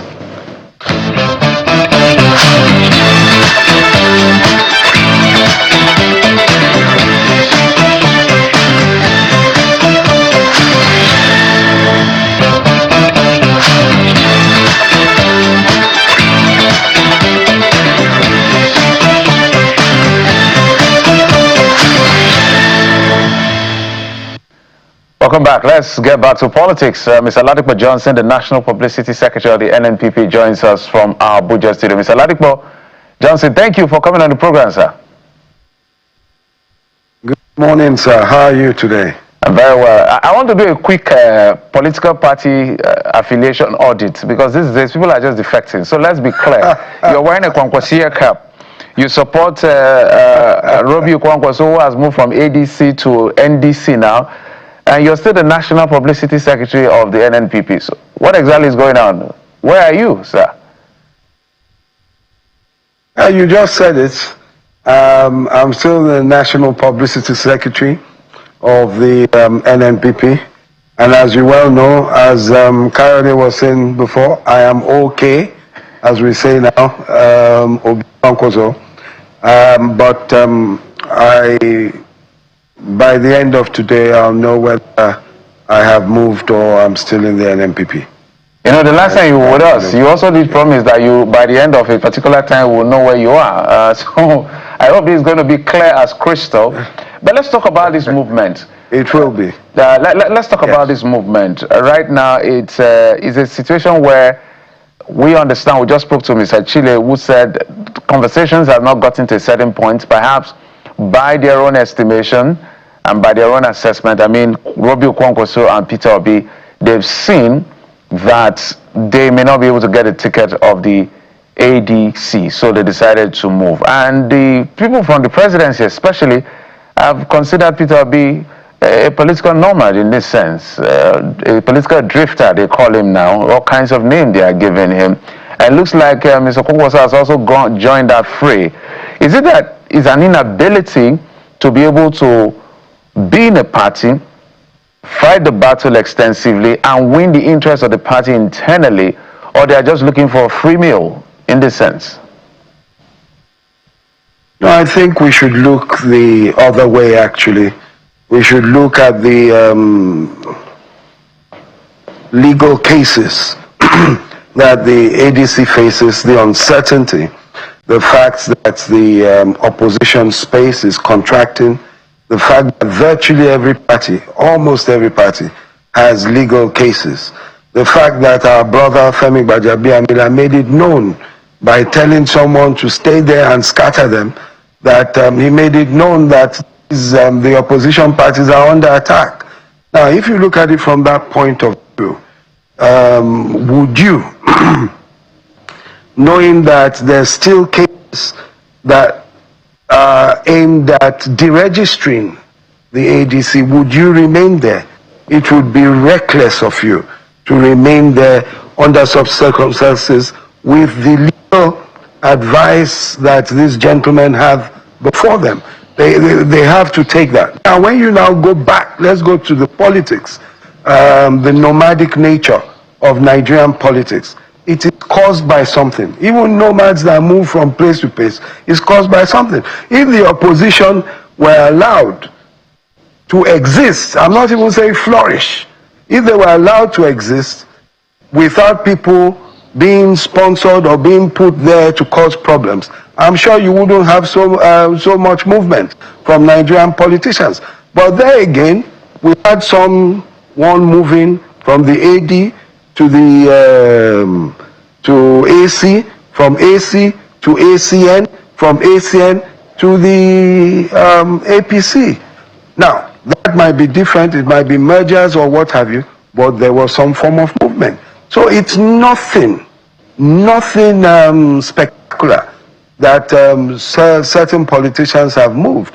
The most important thing is that Nigerians know what the two gentlemen stand for. Because we talk about ideology, we say, do these politicians have ideologies? Of course they do. Kwankwaso has a clear ideology, people know he's slightly right of center. And of course, I know that Peter Obi as well is slightly left of center. But coming together, they have already started working on harmonizing a manifesto. Because what is clear is there's so much poverty in the land at the moment. So you need two people. We are not saying vote for renewed hope, renew your hope, or vote for. We're saying vote for what is certain. You have their records, experience. No one is perfect, but you saw what Peter Obi left in the coffers of Anambra State. You saw what he did. Of course, you know what Kwankwaso has done. Empowerment, education, infrastructure, in Kano as well. So you've seen the examples from these people. That is what we're selling to Nigerians. Certainty, not a renewed hope. We don't, you keep telling people to renew their hope and they're wallowing in poverty. That is not what the next how many months will be up until January next year. So it will be a clear message. It will be a joint, it will be a joint ticket by God's grace. It will be a clear message to the people of Nigeria. And the differences are there, and they have a choice. Well, the movement is not looking very good, Mr. Johnson, for both politicians. If you looked at Mr. Peter Obi, he was an APGA, and then he moved to the PDP. From PDP, he moved to Labour. From Labour to the ADC, ADC, and now to NDC. And for your principal, he's been in the PDP at a time, to the APC, to the NNPP, to the ADC, and to the NDC now. We hope that that is the final resting place. And how do we harmonize this political ideology that you say is discernible for everyone to see? You know, and if you're talking about the records, it's not everyone that is also in agreement about the record of both politicians as far as, you know, their time of service as governors is concerned.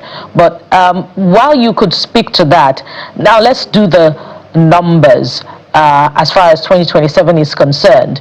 What Mr. Rabi Musa Kwankwaso is bringing in terms of electoral value is, you know, perhaps a promise of Kano, which many say may have been split now due to the defection of his political godson to the APC. And if Mr. Peter Obi is even able to repeat the feat of 6.1 million votes for that he, you know, was able to record surprisingly in 2023, in 2027, will they still be able to deliver, knowing full well that Alhaji Atiku Abubakar is still in the PDP, and if he gets the ticket, he'll also be on the ballot? So are we looking at, you know, a failed ambition already before it even takes off? No, you're not. No, you're not. And please watch. Well, Atiku is still in the ADC. I think you just, it was a slip. You said PDP. Now, the question I have, before I answer, the question I have to you is how many millions of Nigerians have fallen into the poverty trap in the last 3 years? We talk, when we analyze, we talk as if Nigeria has remained constant.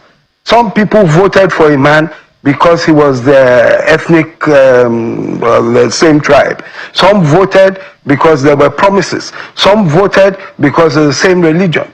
Now, hunger is the common denominator for Nigerians. When you look at that, how many people who voted APC do you think will vote again if there is a proper election? How many? That is one. Two, say, let me go to Kano, to Kwankwaso. We won Kano without a governor, without a councillor. We delivered in 2019, we were robbed. We delivered again for Abba Kabir Yusuf in 2023. And it is not so much us or Kwankwaso or the Kwankwasi movement. It is the people of Kano. I keep telling you, it is the people of Kano who take these decisions. And they have. And they've said it again. You know, we can argue about it. You will see what will happen come January next year. It is going to be clear. Now that is Kano. When you say a man can only deliver Kano, and his name is constantly on the lips of politicians, yet the analysts say it's only Kano, I think you should go and look at Jigawa, look at other things. Look at the things that played out during the elections. You see, there's a difference between the fact that Kwankwaso has broad support and the votes. And what happened, they didn't feel he could win alone the Nigerian election. So a lot of his support from Plateau, from wherever you have, well, felt, oh, let's vote for a ticket that we feel can win. But now it is different. He is on a national platform, and you will wait to see what will happen.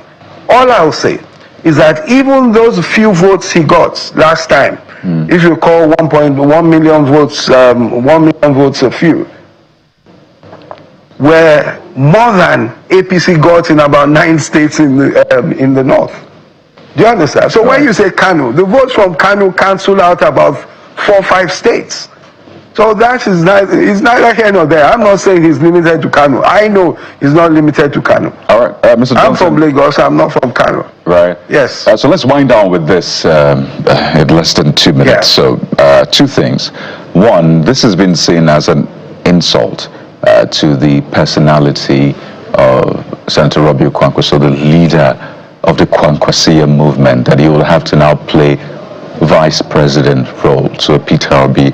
That's one major obstacle. So there's this talk around the North would see this as an insult, will maybe not take him serious. Like, you're meant to be on that ticket as the number one, not playing second fiddle in that sense. Secondly, is this case by the U.S. legislators where they designated Senator Robbie Kwankwaso as one of the individuals and entities allegedly responsible for severe violations of religious freedom.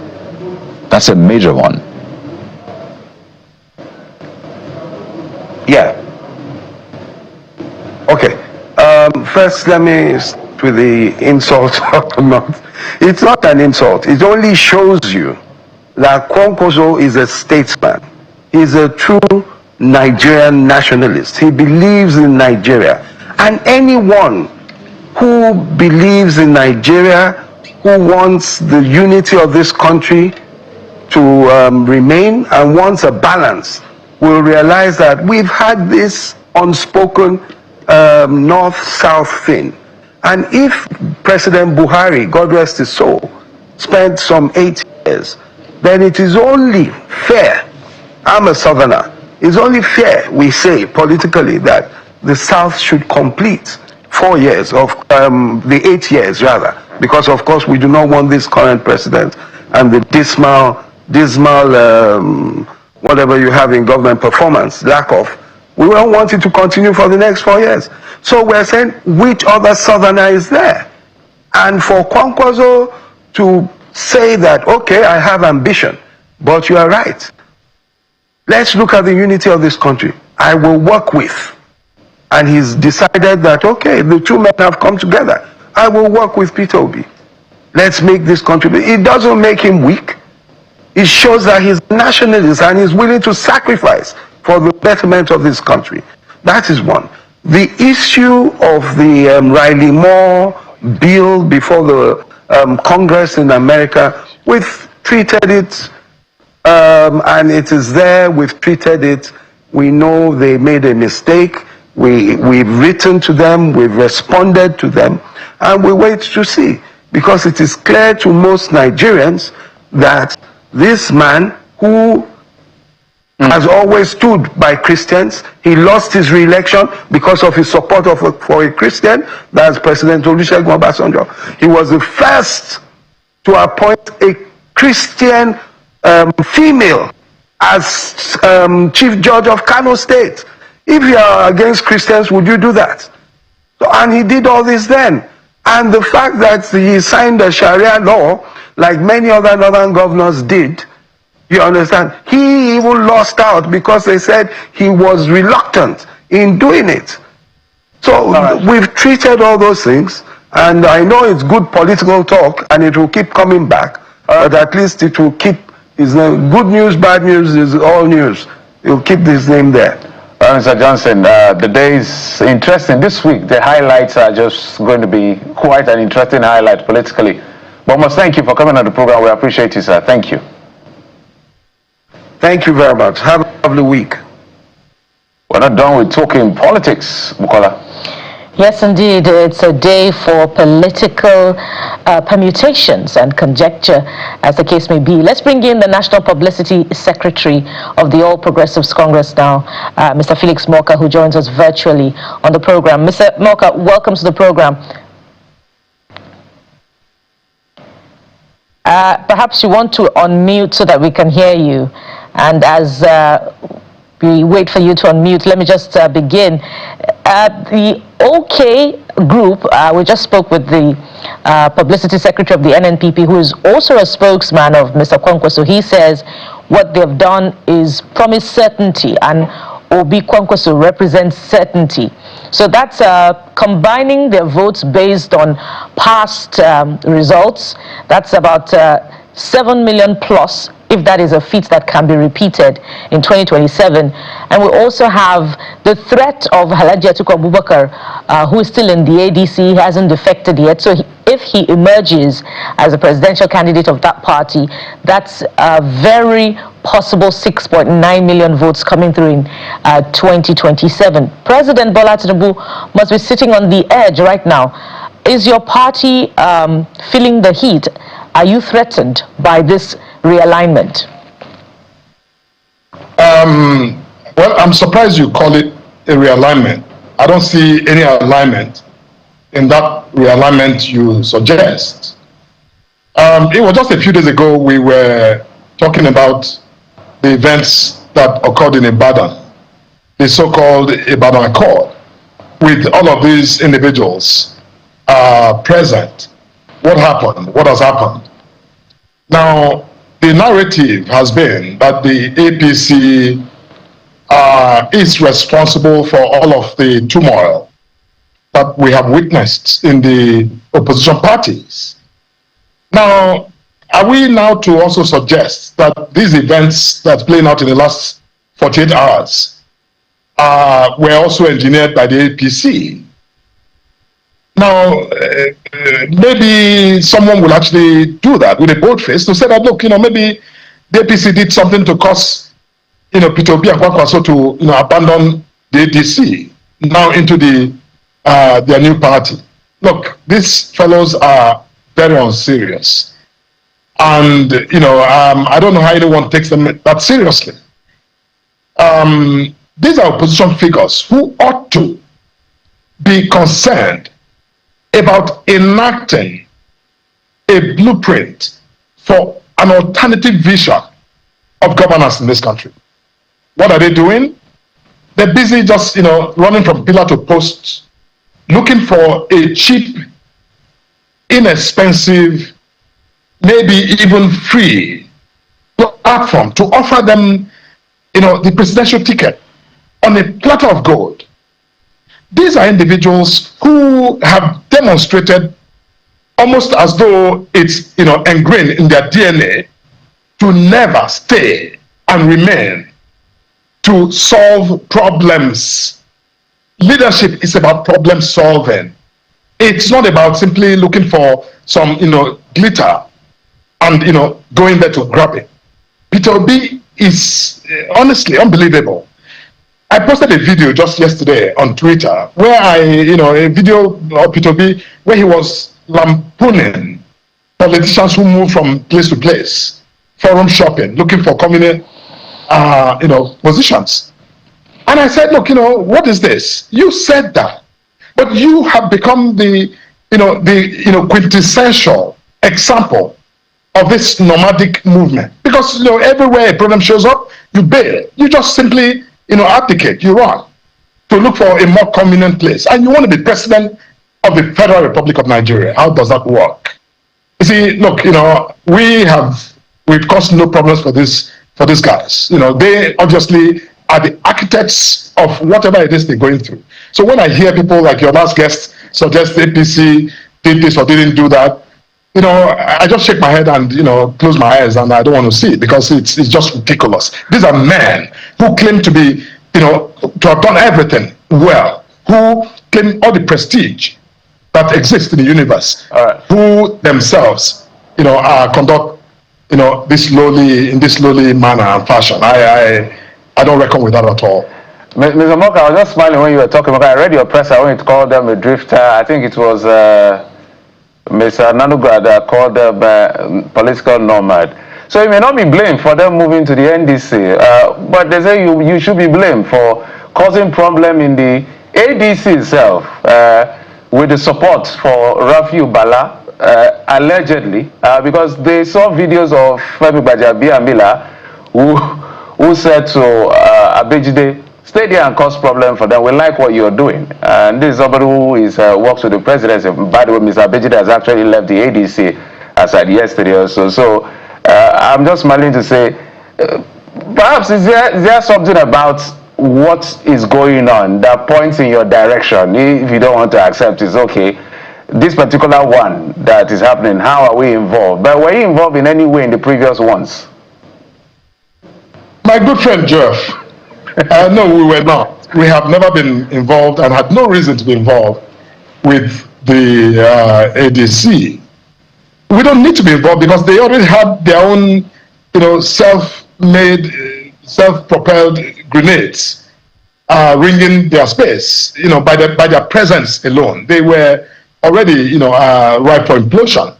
Because these are people with irreconcilable ambitions, presidential ambitions.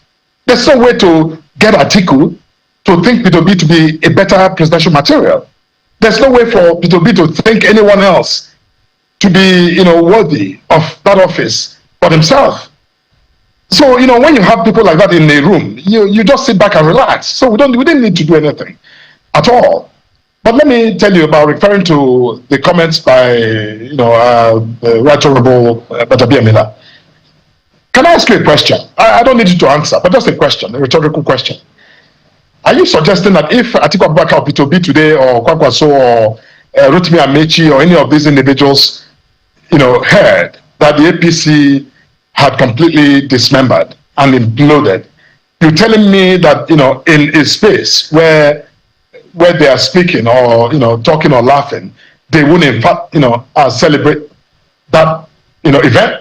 They would. You see, look, these are things people say. You don't have to cause a problem for your competition. If, for instance, somebody scores their own goal, Arsenal manages to score their own goal, or Man U score their own goal, you think your opponents will not rejoice at that goal? They would. That is competition. Anything that's competitive, when you make yourself amenable or lend yourself to that possibility of, self-injury, listen, your opponents have every right to even, click the glass in celebration of your self-inflicted injury. That's what the Honorable Gbajabiamila did and said in the comments that you probably referred to. So it's nothing, that makes that, problems in APC, therefore ascribable to the APC. We are not responsible for that problem or predicaments. Well, they say all they want is for Nigeria to be okay. I wonder if you agree with them. Do you want Nigeria to be okay as well? Nigeria is okay. It's not about wanting Nigeria to be okay. Nigeria is okay in the peculiar circumstances of our political and economic trajectory.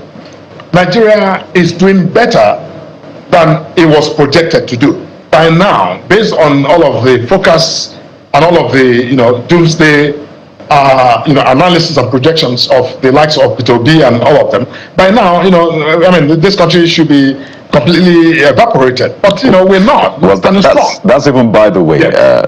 I just wanted to get your reaction to that, because it's building momentum now, and it's almost like a very interesting catchphrase. But when you talk about what's the opposition will be happy with whatever is happening within the other party that is causing it to disintegrate or implode, I wonder if the APC is also headed towards something like that. Take the case in Kumbe, for example, where former Minister Professor Issa Pantami is saying, see, these people have agreed on a consensus behind my back. In fact, he put a picture with him and the president shaking hands in the statement, saying, how would you agree on a consensus when I am not a part of it?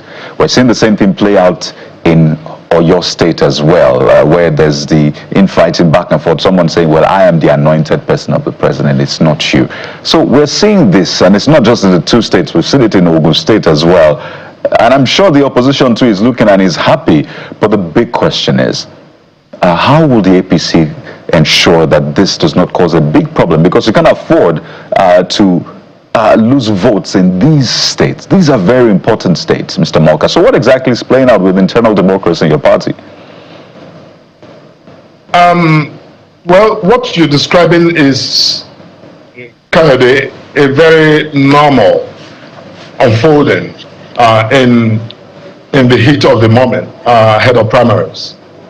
Don't forget that the Electoral Act, just like our Constitution, prescribed the alternative between the consensus model and the direct primaries model, having eliminated the indirect model. So what you're seeing are people jostling to try to see whether there can be some meeting of the minds, some consensus around particular aspirants, hoping that they are delivered as candidates. Now, the constitution of our party is very clear, and the Electoral Act also is very clear on the point. Now, the consensus model requires some really strict compliance with certain provisions and conditions. Consensus requires that all of those who are, aspirants or who are involved in that contest somewhat agree to the outcome of the consensus approach. So meaning that, it's not enough for the leaders and for, everyone in the party to say yes. Those who are themselves, contesting must also, acquiesce to that, agreement. But where that fails, then the default is the direct primaries. So it's not an issue at all, to be concerned about. Enough. Well, if you say so, the days coming will tell whether that is the case, if it's not an issue at all.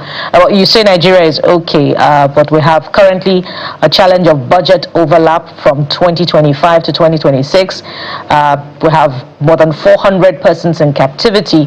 Petrol is being sold for over 1,350 naira in some places, and yet the president chooses this material time of uncertainty for another 3-day trip. Just something for you to reflect on, Mr. Felix Moka. Not for you to respond.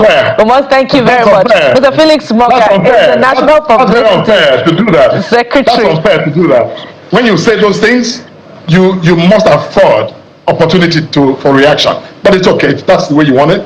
Okay, go ahead in 30 seconds. 30 seconds. No, I won't even try. That's okay. We leave it at that, but that's unfair. I must remind. Thank you so much. Forgive my unfairness. Mr. Felix Moka is the National Publicity Secretary of the All Progressives Congress. Thank you for coming on the Morning Brief. We're going to have you again in the coming days. There are more issues to explore. Sure. Thank you so much.